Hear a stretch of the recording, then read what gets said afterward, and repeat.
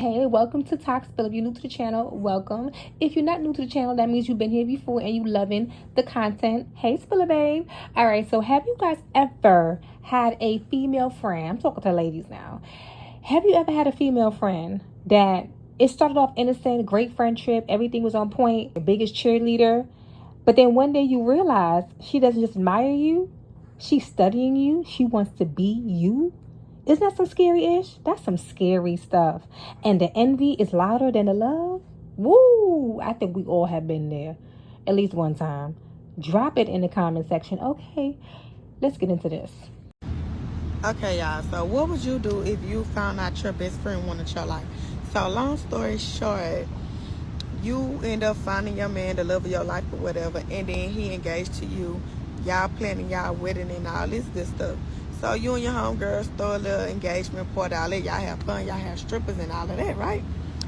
So you end up sending your best friend to go get the rings because y'all wedding is the next day. And your best friend end up seeing your dude doing something with another woman and she never told you. Instead, she just started blackmailing your dude. And everything your husband started buying you, she was blackmailing him to buy her. So every day your best friend coming to your house showing that she got the same purse as you, same necklace as you. Now you starting to wonder, like, this is getting weird, but you not thinking twice because this your best friend, right? So long story short, the husband ended up getting tired of getting blackmailed. He told so again, imagine your best friend won your life. So by this time, the husband had then already told the wife what was going on, that the best friend was blackmailing him and all that because of what happened and all that. So the wife was pregnant this whole time. So the best friend wanted the husband to buy her a house. So the husband went through with it and all this and all that. So the husband and the wife set up the best friend. They met the best friend at the house or whatever. So the husband walked in first, got the keys and all this. She was all up on the husband and all this. And then the wife walked in and caught them. The best friend tried to flip it on the husband. Coming to find out, the wife already knew. So they was playing her and all of that. So the best friend started tussling and all of this and all of that. And the gun went off. Remind y'all, the wife was pregnant.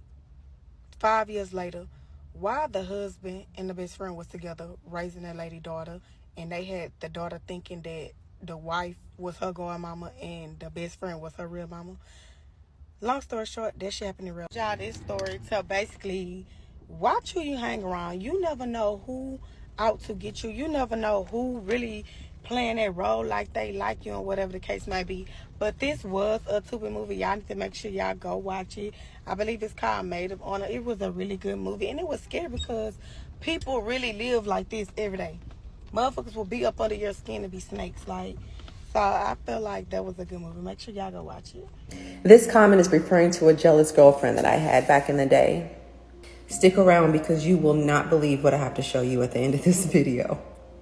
All the signs was there of jealousy. I mean, she was always putting me down and trying to make me feel bad about myself. There was a guy that I had a crush on in her town, and then now all of a sudden she has a crush on him. One day we decided to lose our virginities to the two guys. And so we had a whole plan. She went in one room, I went in the other. I went through with it. She did not. I know that bitch set me up. She copied everything I did. And normally I take that as a form of flattery, but it became really toxic. And this weekend that this happened, I was spending the night over at her house. And she had gotten into some fight with her mom. But then her mom always loved me. Like, we always got along so great. And this happened many years ago, and I've been really trying to think about what triggered her.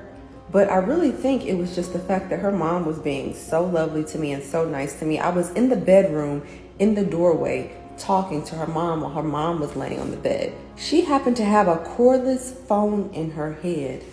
This girl reached back to Mississippi with all her strength and might and all the pent-up rage and anger she had towards me for being me.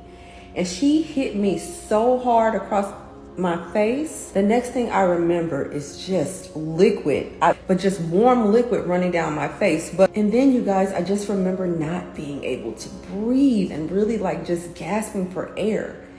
And it took this girl's mother and her big ass 212, 15-pound stepfather to get her off of me.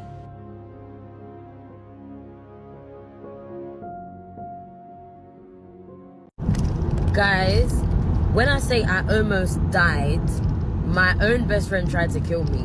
And it wasn't even just in the physical, but it was also in the spiritual. And I've only ever told a few people about this because she was my best friend in it, and lots of people knew her. So it's very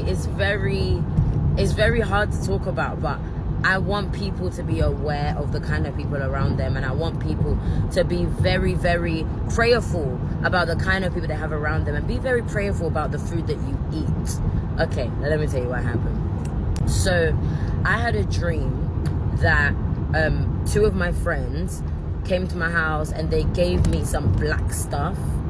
I don't know what the black stuff was, but I know that in Zimbabwean culture, because I'm Zimbabwean and I'm Nigerian, but in the Zimbabwean culture, there's this black stuff that you eat, and it's like some demonic thing, and when you eat it, it does something to you. It takes you to like this realm, like a spiritual realm, and you see things. I don't know what it is. I don't know what it's called. I can't remember the name of it, but it's a Shona name, like a Zimbabwean name. And I had a dream that they gave me that. It's like a black powder, and they were all like eating it, and they said I should eat it, and I was just this is in the dream, and I was like, oh, okay, cool. And I ate it, and I started like choking in the dream, and I think I was coughing out blood or something. I can't really remember it entirely. All I remember is after I ate it, I started reacting very, very bad. And then like 3 days later, in real life, the same friend that gave me the black stuff to eat in the dream baked me a cake. I don't know why she baked me a cake. It was very random. And bear in mind, she doesn't bake cakes. So she just randomly baked me a cake and said, oh, Natalie, I baked you a cake. And it was very weird because it's not my birthday, it's not Christmas, it's not Easter. Why are you giving me a cake? It was very weird.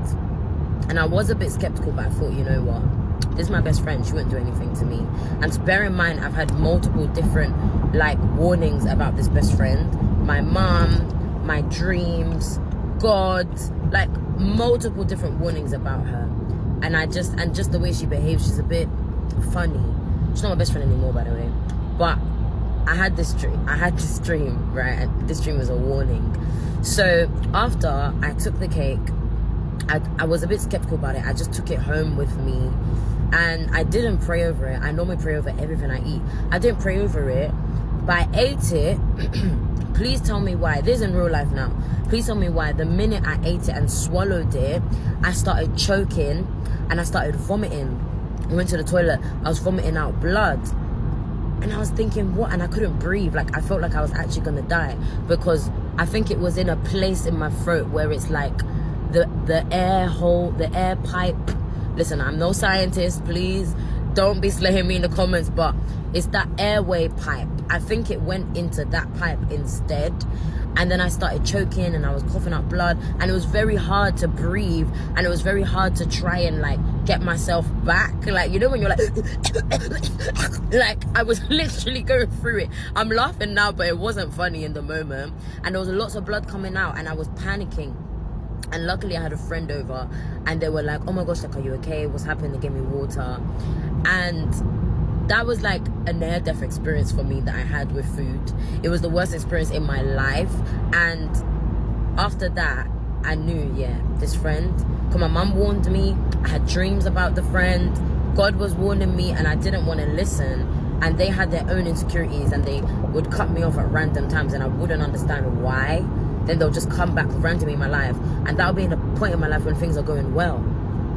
So it was very, very weird. So guys, just be wary the kind of people you have around you. Be prayerful for the kind of friends you have around you, and do not ignore the signs. I'm always talking about signs. God shows signs and wonders. So when you have dreams, when God reveals things to you, when they behave a certain way, and you ask God to show you about that person, listen. Do not be blind to the behavior, and stay away from people that God tells you to stay away from, because some people want to see your downfall. Like, honestly, there are people that want to see your downfall. And it's funny because when that person gave me that cake, it was in a time when things were going well in my life, and they just come back into my life, funny enough, which is really weird. they come in and out of your life. People who are inconsistent, be careful of those people, and just be wary, be wise in your movements, as I always say. But yeah, love you guys. I was having a conversation recently with one of my close friends, my bestie, whatever, from childhood, and we still locked in, and it ain't no switching up. And one of the things we touched on, she was like, yeah, I was just so jealous that you were making a new friend and da-da-da-da. Like, she was just, like, being honest with her emotions of how she felt about some things when we were kids, and just, like, kind of just expressing, like, how she always, like, just admired me and is so proud of me, and just all of these things, like, held me to a high standard, yada, yada, yada. And I've had other friends from my childhood. I have a couple of friends that I've been with, like lifelong friends with, and we're locked in. And a mutual theme that has been said amongst all of these friends is that, yeah, like you were a social butterfly and everybody liked you. And I used to be jealous that it seemed like you just had like the best life ever and just like all of it. And I'm like shocked because whole time in my head, I'm like, bitch, what? I was jealous of you. Like, I was jealous of my friends for certain things. No, it never impeded on our friendship at all. But, like, yeah, one of my friends she had light-skinned green eyes. You know what I mean? All the men wanted her. All the boys wanted her when we was in school. And a lot of times, you know, they didn't want to talk to me. So I would be jealous of that. Like, God damn it, you know, shit, what I gotta say. I'm just being honest about this. I had another friend, you know, her mom was, like, hella cool. Like, her mom used to let her do whatever the fuck she wanted to do. I always wanted that. Like, always. I had another friend, my best friend, her mother was rich.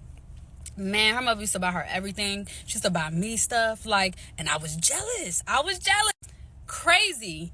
Now that I'm older, that same friend who was rich that I was super jealous of, her mom was actually like a fucking scammer or some shit. Like, I don't know. Her mom was dealing with a dude that was a real estate scammer. So they lost everything. And then she ended up having to move back where she is. I'm not going to give too much, but that was something. I was just like, and then like in our adulthood, so much came up about her life that she was dealing with at home that I didn't know anything about, like crazy shit. Like, granted, I was dealing with my own trauma and stuff like that. And I had another friend, the one who I was talking about, who I was like jealous of, that would get the guys. I was always jealous of her because it's like her parents used to always get her everything for Christmas. Like, she had the cute room, she had the cute clothes, like, and I never really had that. Like, I wasn't afforded that opportunity. Like, my parents didn't have money like that. That's what I'm trying to say. But now that I'm like all grown up, and you know, one of them I'm no longer friends with for really good reasons. But I just realized that, like, it puts so much in perspective for me. Like, you really cannot be jealous over what you think other people have, because, like, you'll be wishing that you had some shit that other people had, not even understanding what they're going through to have it. And my friend told me the same thing because, like, later on in life, she found out about some stuff that happened in my childhood, all throughout my childhood, of what I was dealing with, like sexual abuse, stuff like that. We're gonna get deep. And I was just like, she was like, yeah, like, you know, this whole time I'm just thinking like, oh, like, you know, your life is so perfect. And I had no idea, that's what she's telling me, that like you was going through all of that shit when we were younger. Like, I would have never fucking known. So all that just had me thinking like, damn, like, you really cannot be worried about other people's journey. And when you make peace with your journey and the things that you went through and the things that you have to go through, it's like when God has something for you, it's for you. So like, don't be fucking worried about what other people have or what they don't have, because lots of the time people will be wishing that they had what you had. That's what I'm learning. I'm gonna tell you guys some big sister advice right now. That's tough to hear, but it needs to be said. You cannot be friends with somebody that wants to be you. The moment you feel jealousy, envy, comparison, competition in a friendship, that is not your friend. You cannot be friends with somebody who wants your life, wants what you have, wants what you've done, your accomplishments, who wants to be you. Yes, seeing your friend succeed and do well should push you to also succeed and do well in what you do and in what's best for you and in your life. But the moment you say, I want what she has, sadly, that is not true friendship, babe. The moment there is jealousy or competition or envy in friendships, I do not want it. I want no parts of it, babe. Make sure you only have genuine, supportive, caring, loving friends around you. PSA. All right, y'all eggs, so here it go. Story time about that weird friend that went in my life. I'm gonna have to go back so I can go forward. It's gonna be a couple parts. But we're gonna call this friend Tanisha, and I met her back in like 08, 09. This was like before I even had my salon. I was still doing hair in my mom's basement. Let me tell y'all something was crazy. Now that I'm thinking back in hindsight, I noticed that a lot of the friends that I had back then liked me better when I wasn't successful. Once I became successful and I opened that first salon and I started like really being profitable and stuff, people didn't like it. They were close to me. I think that's weird, but they did not like it. But anyway, let's keep going. So she had started being my friend when I was doing hair in the basement. Her ex, who's now her ex-wife, was her girlfriend at the time. She ended up finding me on MySpace. I was really popular on MySpace back then. I'm a popular hairstylist in Baltimore. And she found me to do her hair. I started doing her hair. We got cool. Our birthdays was like 6 days apart. We used to have fun together. And, you know, up until I had got my first salon, you know, things was cool. Like I said, before I got my salon, she was a broke college student. I was a broke hairstylist, you know, and I just ended up being successful before her. And let's just say that didn't always end well. I ended up talking to this guy, and I remember he was going to Zoe Weekend in Miami. Yeah, I'm sure y'all, if you know what it is, you know what it is. If you don't, I can't explain it right now. But he ended up going to Zoe Weekend. But prior to that, he was at work and he was like, Dag, I need to pick this belt up from the Louis store. Could you come get my car and come get the money and go get the belt for me? So I was like, all right, cool, no problem. Now, because at the time I wasn't driving, Tanisha take me to go get it, to get his car, whatever. We ended up, because she was driving, we ended up getting in a car accident, basically. A truck hit the front of the car, knocked the bumper off, the truck flipped because it was going so fast. Long story short, Tanisha ended up leaving her keys in his car. They towed his car. And from then on, mind you, this is somebody I talk to every day, hang out with all the time, all that. After that, I didn't hear from her as much. And, you know, I'm calling her. She not answering. I'm texting her. She giving me one-word responses. And I'm like, you know, what's going on? Like, what's the issue? My mom was like, you think she trying to sue you?